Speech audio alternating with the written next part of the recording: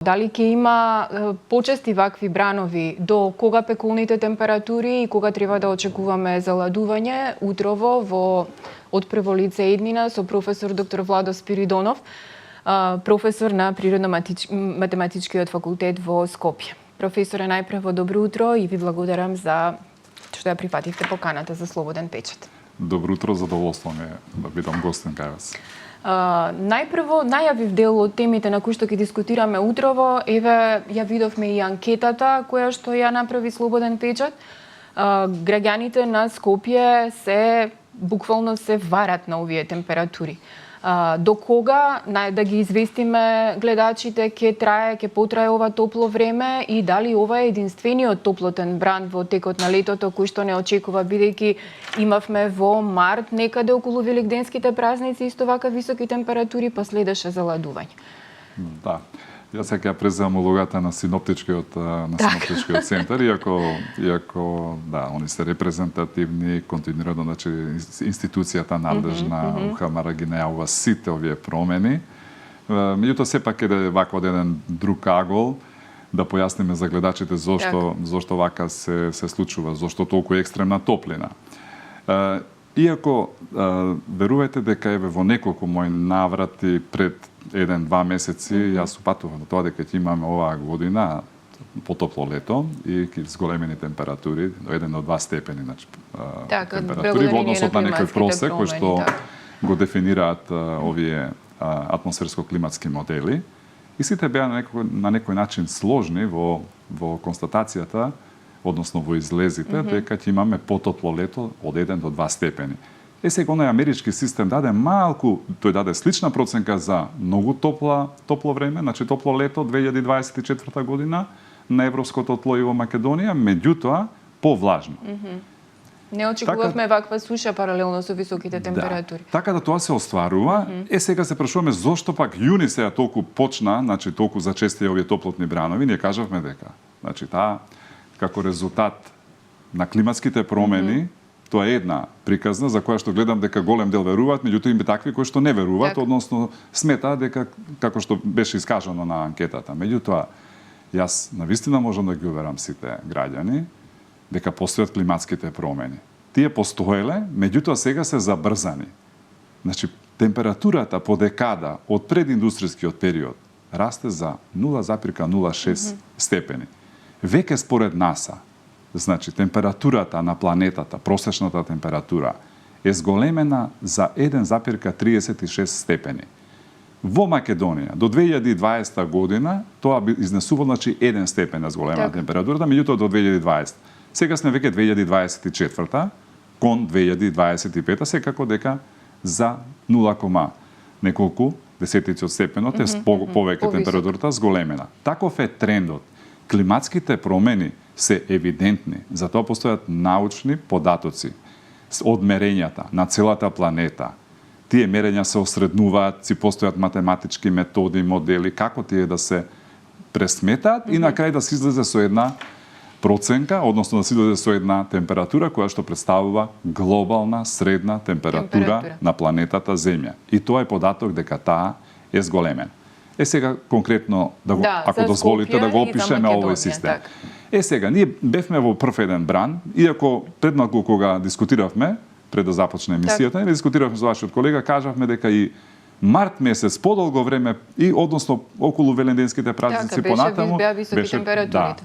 Значи таков тренд има ова лето за разлика од претходното, кое што кога се прашувавме дали ќе имаме лето, ова година се прашуваме сега до кога вакви високи екстремни температури, бидејќи гледаме дека граѓаните се жалат и некои од нив, посебно хроничните болни, изнемоштени лица и оние што се сензибилни, чувствителни на екстремна топлина, не може да ги поднесат овие жештини, барем не во месец јуни, значи кога се уште сега сме денеска прв ден календарски од летот. Сега, зошто се должи? Значи, ова е втор циклус од овие топлотни бранови. Значи, климатските промени носат повеќе негативни последици. Една од последиците е зачестена појава на топлотни бранови на планетата. Топлотните бранови со себе носат и појава на суши. Ако последователно во еден период, значи имаме топлотни бранови, во таа област климатска се зависи на која географска ширина е, кој дел од планетата или ако зборуваме конкретно Европа или Македонија, тоа значи дека се појавуваат и такви суши. Понатаму, во текот на како ќе навлегуваме во летото, како зеленилото ќе се намалува во контекст на овие суши, ако немаме врнежи, дефицит на врнежи, ние ќе имаме и вегетацијата ќе се менува, така да ќе има потенцијална опасност ова лето и за појава за расплантување на шумски пожари. Едно мало невнимание на таква екстремна топлина, ние температурата ја мериме репрезентативно по стандардна метеоролошка стандарди метеоролошки кои што ги пропишува светската и гајдлајндови, односно упатства кои што ги препишува светската метеоролошка организација и се мери на сенка на 2 метри височина и во стандард во кукичка со вентилација и така натаму. Ама температурата не е на секаде иста. На сонце, на заветрина, во план значи по дрво, зависи од вегетацијата. Така да мало невнимание во, да речеме, шумско подрачје, каде што веќе немаме толку бујно зеленило, може да биде опасно, затоа што зависи дали има водни површини, вегетација и слично.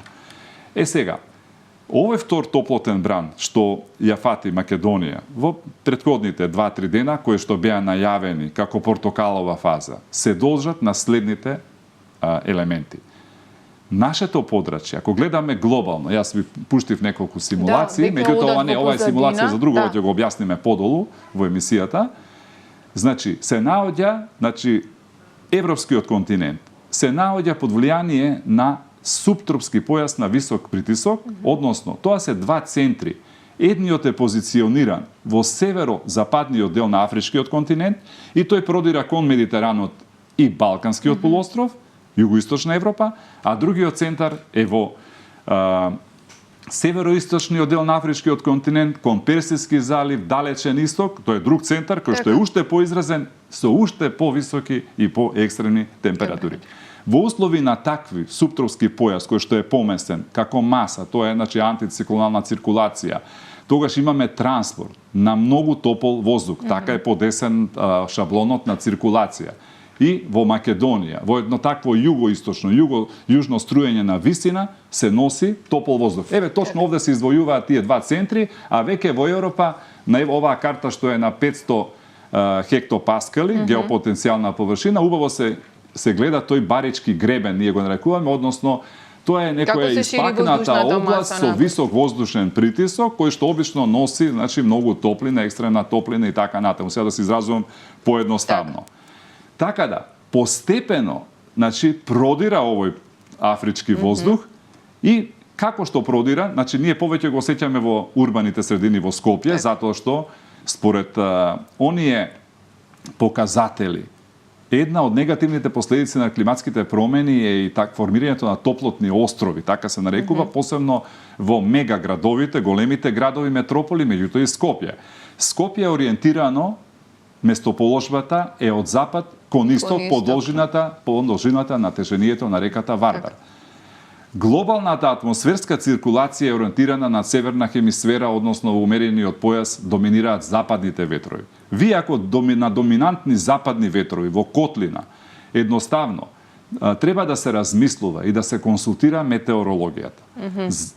Не само од аспект на тие микроклиматски карактеристики, во однос на маршрутни микрометеоролошки мерења што се спроведуваат од институцијата. Професоре, ќе ве прекинам тука на кратко. Дали некој од градежниците во текот на изминативе години консултирале метеоролози за да постават одредена зграда на одредено место? Значи, ние имаме Порт-Авлај, имаме Порт-Аеродром, масовно се гради сега лисиче со висококатници, а и онака беше депресија на најзагадениот дел од Македонија. Значи, дали некој воопшто ве консултира, не вас конкретно, него метеоролозите? Да, јас сум бил 2 години директор на управата за хидрометеоролошки работи, знам дека за било какви анализи, подлоги, дали е хидролошка подлога, хидролошка основа, дали е за метеоролошка, за климатска, за биометеоролошка, во делот на осигурување, се јавуваат корисници, односно дали се физички или правни лица, користат метеоролошка и климатска база и податоци обработени и така натаму. Тоа треба да е случај со градежната, да речеме, инфраструктура, фела, како ме поправивте. Значи би требало тоа да биде случај. Сега колку тоа сето се користи, меѓутоа сметам дека треба многу да бидеме внимателни во односот на блокирањето на онаа природно течение, природна циркулација, исто така и водно. Водно ни е нас природен филтер, бидејќи тоа е планина која што нам не носи чист воздух во текот на ноќното ладење и така натаму, значи на воздухот, односно како слегнува ладниот воздух постепено низ во котлината, значи од населбите Капиштец, водно и така натаму. Тука треба да се размислува исто по должината на кај Лепенец, во односот на течението на реката Вардар се до аеродром и така натаму, да размислуваме, затоа што зеленилото значи зелената агенда во делот на климатските промени е исклучително значена, алтернативните извори на енергија се исто така се гледам дека владата сега токму на тоа сака најмногу да посвети вниманието, меѓутоа треба да се размисли на таа урбана метеорологија, бидејќи е многу значајна заради квалитетот на воздухот што ќе го дишаме во текот на зимно време, кога ќе имаме инверзии температурни и како ќе се акумулира аерозагадувањето во котлините, значи подолго време се задржува и ладен воздух и двојно негативно влијае и од аспект на квалитетот на амбиентниот воздух и дишењето на луѓето, оние сите што имаат проблеми со астма, со дишење, со хронични болни и осетливи.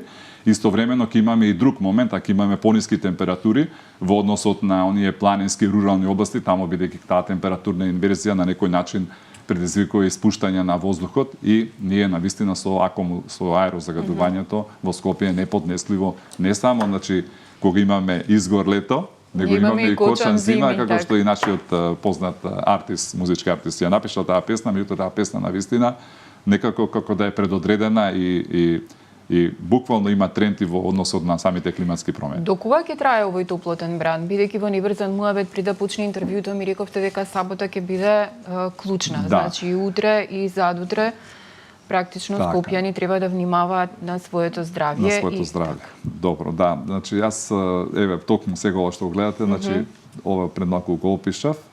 Овој појас на висок притисок и овие два центри што се издвојуваат сега на овој глобален приказ на планетата во афричкиот континент, постепено како резултат на продирање на поладен воздух кој што сега доминира во делот на северозападна Европа, британските острови, Скандинавија.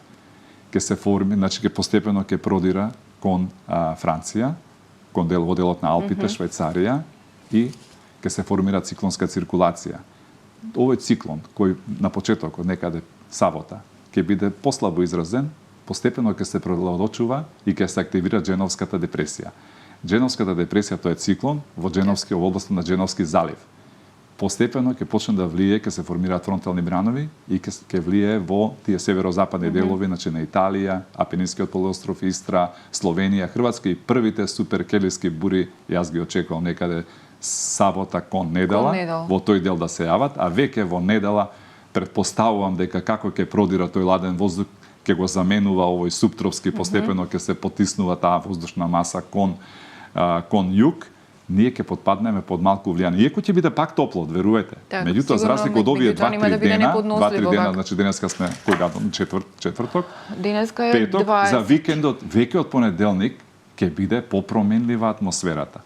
Ќе има нестабилност, ќе има грмотевици, за нијанса температурите ќе бидат поподнесливи, значи ќе се осети, меѓутоа ќе биде од понеделник во таа недела ќе биде доста нестабилно и јас претпоставувам дека и ние како Македонија, ако се одржат овие проценки на Европскиот центар за среднорочна прогноза, ќе имаме и во одбладени локалитети јака дестабилизација. Тоа значи дека може локално да се јави. Новинарски, не сакате да го користите терминот, меѓутоа. Да. Значи јас ги кажав и на почетокот. Значи гледаме, следиме од сабота кон недела, северниот дел, централен Јадран, Истра, кон Словенија, Хрватска, ќе се развиваат суперклеточни или суперкелиски бури. Ќе ги опишеме ако треба и ни покасно.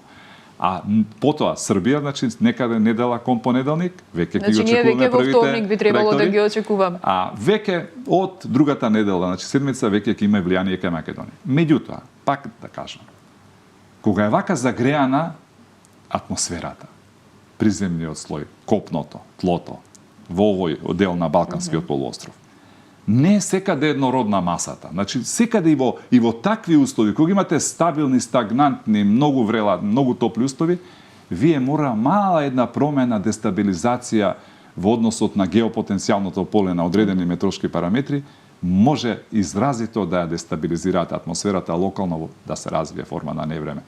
Тоа се тие карактеристични случаи кога имаме одредени, ние ги викаме капки на ладен воздух, односно поради таа нееднородност, и затоа треба секојдневно да се следат сите овие информации кои што доаѓаат и од моделите, и од центрите, и од институцијата горе што е надлежна, па и од нас што ние на некој начин даваме допринос како научници, меѓутоа не е нас, не ми е дел да јас најавам.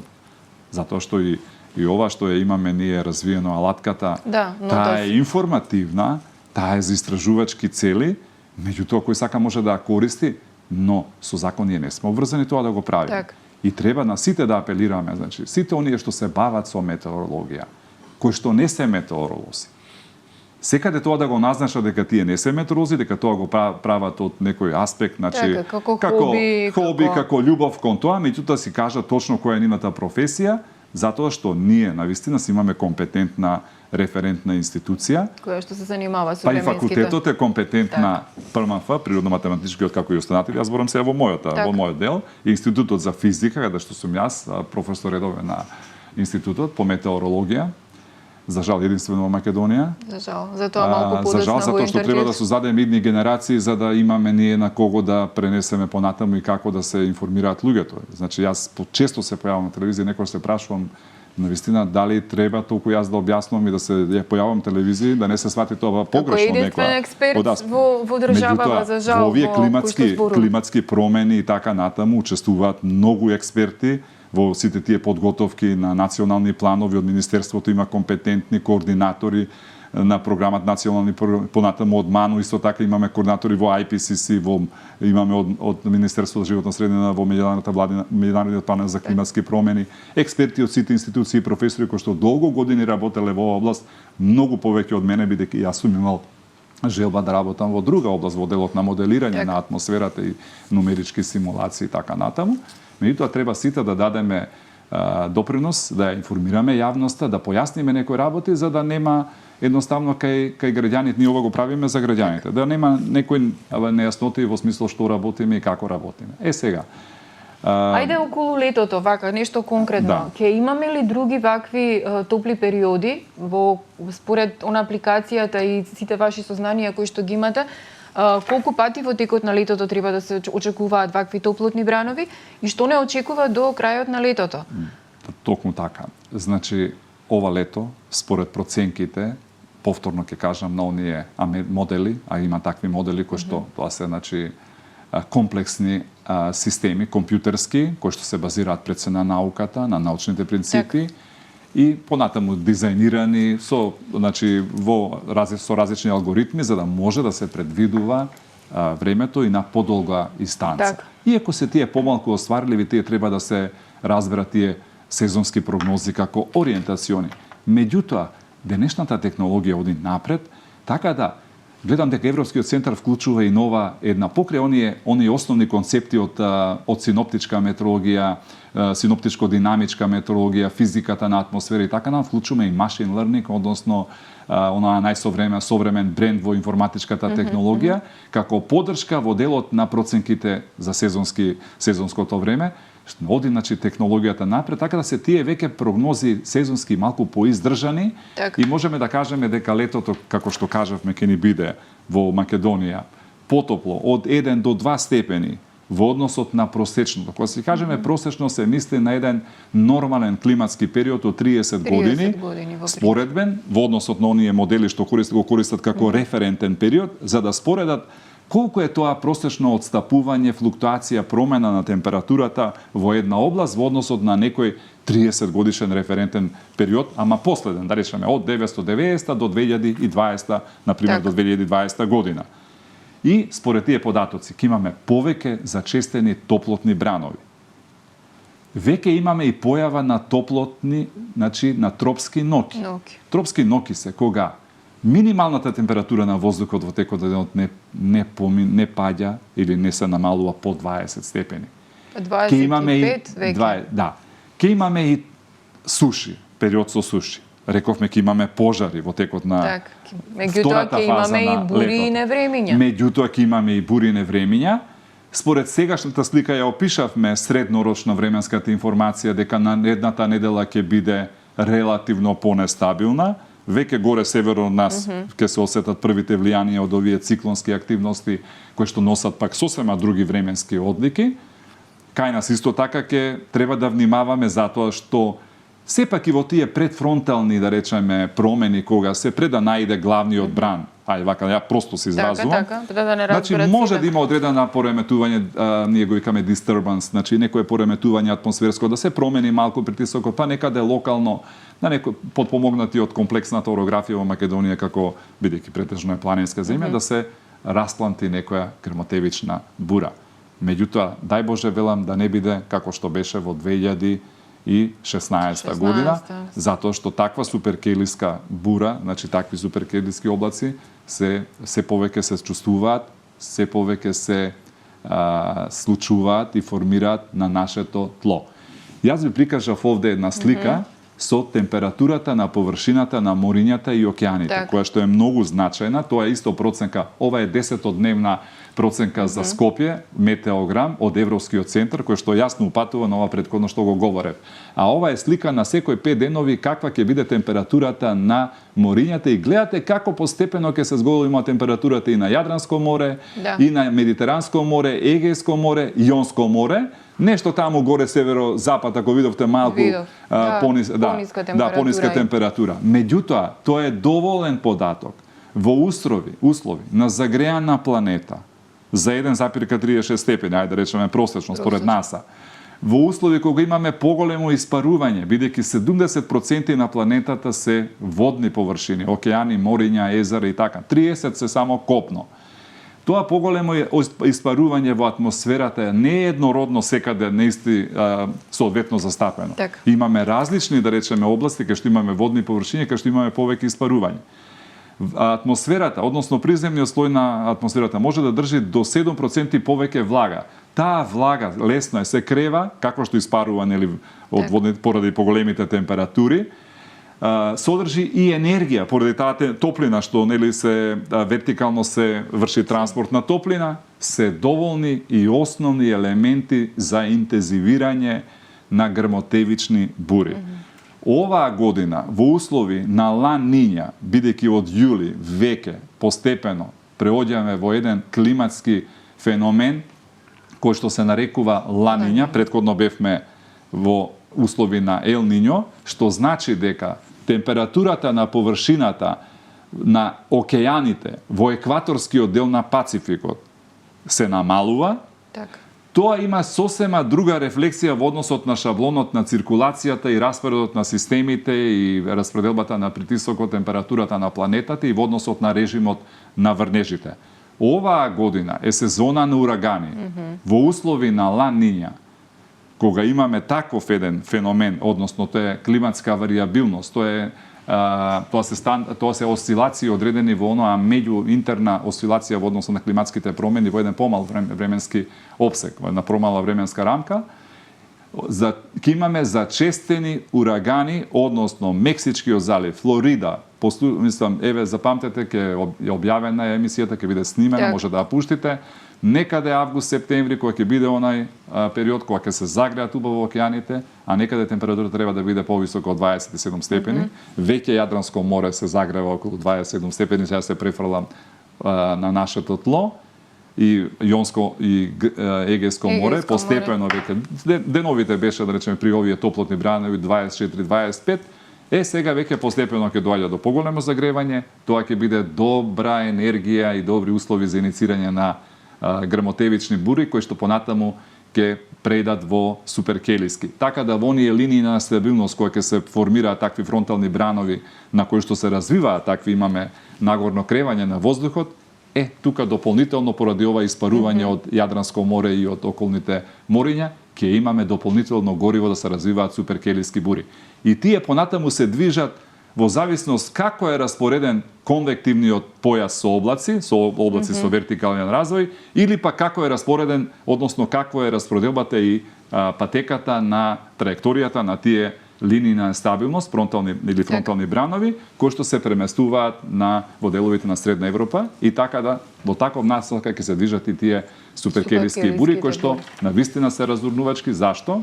Затоа што имаат ротирачки вертикални брзини. Обично кога имаме вертикална брзина, значи тие се грмотевични облаци, еднородни, единечни, може да бидат и повеќе келиски и така натака, може да бидат и кластери од грмотевици, може да бидат и мезоскеј, односно конвективни комплекси или кластери во средни размери, но кај овие карактеристично што имаат покрај тоа што се движат нагоре вертикално, ја носат целата таа водена паре и понатаму ја заледуваат, ја претвараат во огромна гигантска ледена маса со голема енергија, тука настануваат големи микрофизички трансформации и процеси на продукција на вода и таа вода веќе кога ќе натежне во атмосферата, да не може веќе силата на гравитација да држи, значи таа хидродинамичка сила, значи тогаш се слеваат надолу во едни интензивни врнежи како далија од корито и така да не само што носат интензивни породни врнежи во областа локално каде што ќе фатат и прават тие локални хазарди, но и силни крупни зрна град, силни разурнувачки ветрови во оној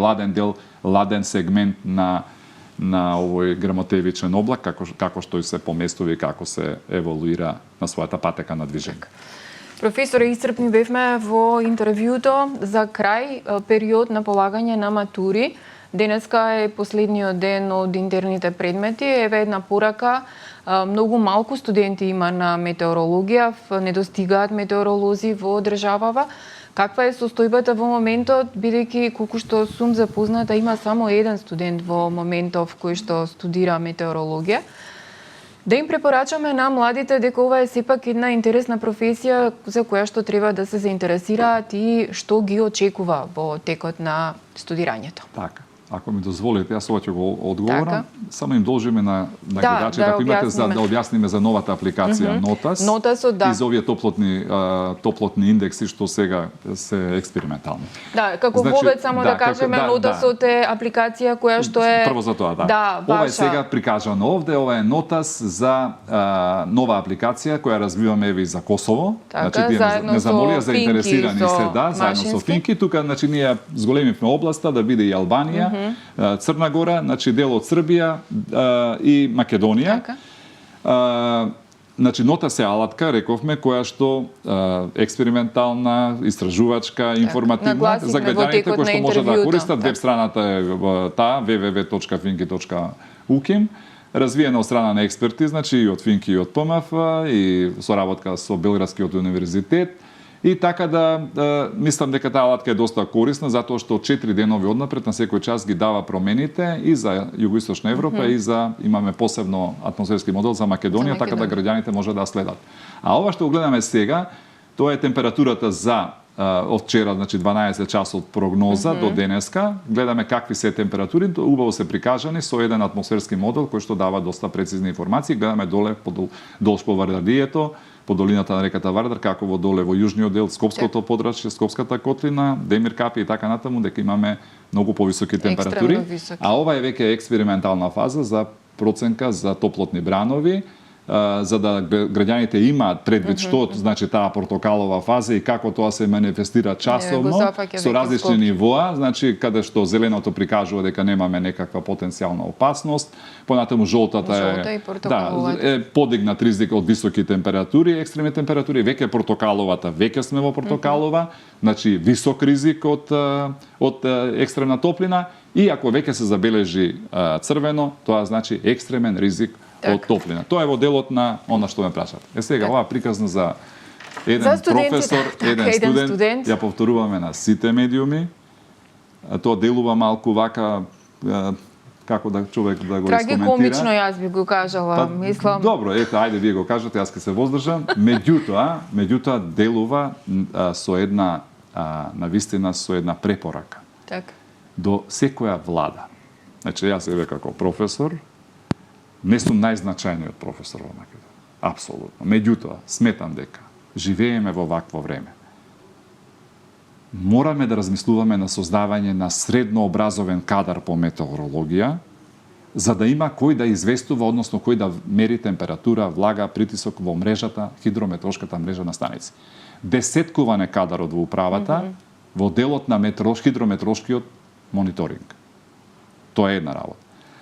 Во односот на високо образовани кадри, апел, сите оние неколкумина кои што не се вработени долго време, а се дипломирани метеоролози, да си најдат место во институциите. Не само во управа, не само да бараме да одиме да работиме во Скопје на аеродром.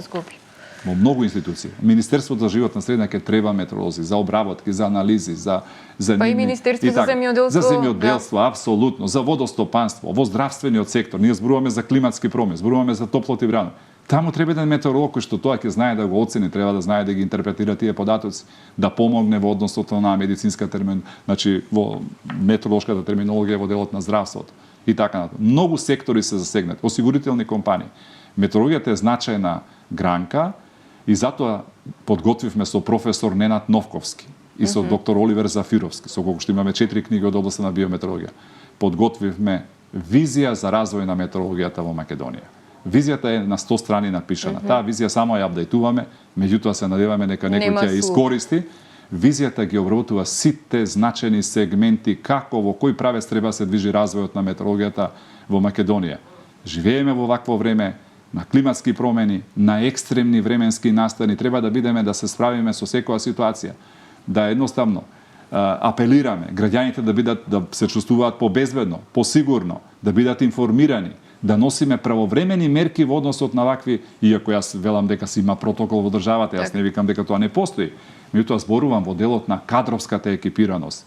Многумина заминуваат во пензија од управата според тие нивни податоци кои што се сега актуелни, има вработени во институцијата, меѓутоа ќе немаме кадри од метеорологија дипломирани. Постои природно-математички факултет. Колегите од ПМФ, деканот, сите дадоа поддршка да се акредитира нова програма студиска прв циклус за метеорологија. Ја апелирам до младите, прекрасна наука е, кој сака, значи да се запише на природно-математичкиот факултет од август. Значи условите се тие, од прва година се изучува метеорологијата, има и физички предмети, ништо не е страшно, со малку повеќе подготовка, математика, физика, метеорологијата ќе ја засакаат како наука и ќе најдат своје вработување.